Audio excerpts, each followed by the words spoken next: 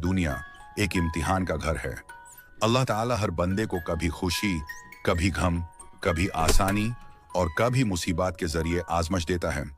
जो बंदा इस इम्तिहान में सब्र, शुक्र और दुआ के जरिए कामयाब होता है, उसका दर्जा अल्लाह ताला के नजदीक बुलंद होता है। आज की कहानी एक ऐसे ही मुसलमान की है जो मुश्किलात के दरिया से गुजरा, लेकिन कुरान और हदीस की ट्रेनिंग ने उसके लिए रास्ते खोल दिए। पहला हिस्सा। अली की जिंदगी। अली एक आम मुसलमान था।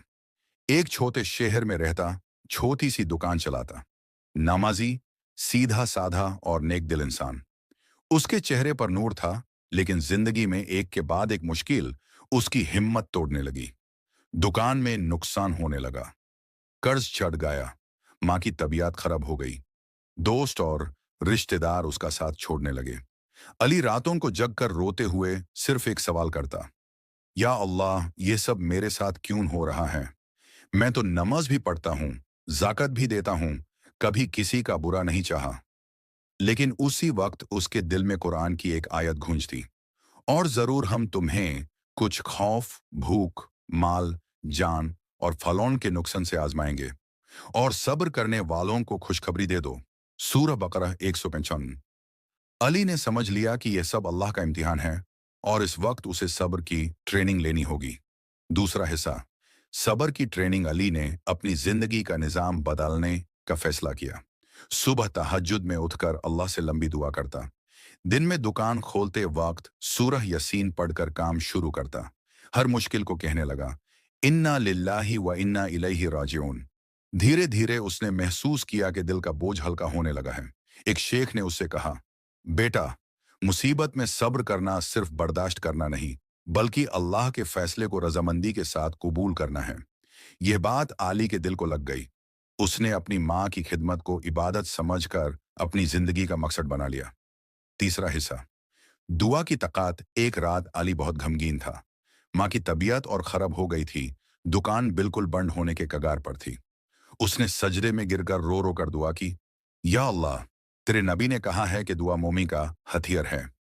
आज मैं अपने सब गम लेकर तेरे हुजूर आया हूँ। तू ही मेरी मददगार है। वो रात उसके लिए रूहानी इनकलाब का दिन बन गई। दिल को एक अजीब सुकून मिला। उसके चेहरे पर आंसू थे, लेकिन दिल में यकीन की रोशनी थी। चौथा हिस्सा। अल्लाह की मदद। कुछ दिनों बाद अल्लाह ने उसकी जिंदगी बदलना शुरू की। एक पुराना कस्टमर जो दौड़ चला गया था, वापस आया और बड़ा ऑर्डर दिया। एक डॉक्टर ने माँ का मुफ्त इलाज करना शुरू किया। एक दोस्त ने बिना डिमांड किए कर्ज अदा कर दिया।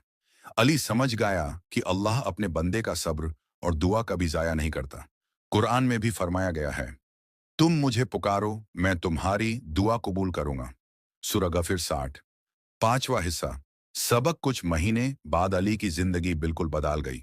दुकान चल पड़ी, माँ तंदुरुस्त हो गई, और उसका ईमान पहले से ज्यादा मजबूत हो गया। अब वो हर एक मुसलमान को यह सबक देता, मुसीबत आए तो घबराओ मत, यह अल्लाह की तरफ से ट्रेनिंग है। सब्र और दुआ से गुजरो तो देखना अल्लाह तुम्हारी मुश्किल को रहमत में बदल देगा। नतीजा। इस कहानी से हमें यह ट्रेनिंग मिलती है। एक, सब्र। मुसीबत में शिकायत नहीं, रजामंदी। दो, दुआ। हर वक्त अल्लाह को पुकारना। तीन, तवक्कुल। हर काम अल्लाह के हवाले करना। चार, कुरान और सुन्नत। हर मुश्किल का असल सॉल्यूशन वही है। पांच, ईमान। यह यकीन रखना कि अल्लाह अपने बंदे के साथ है,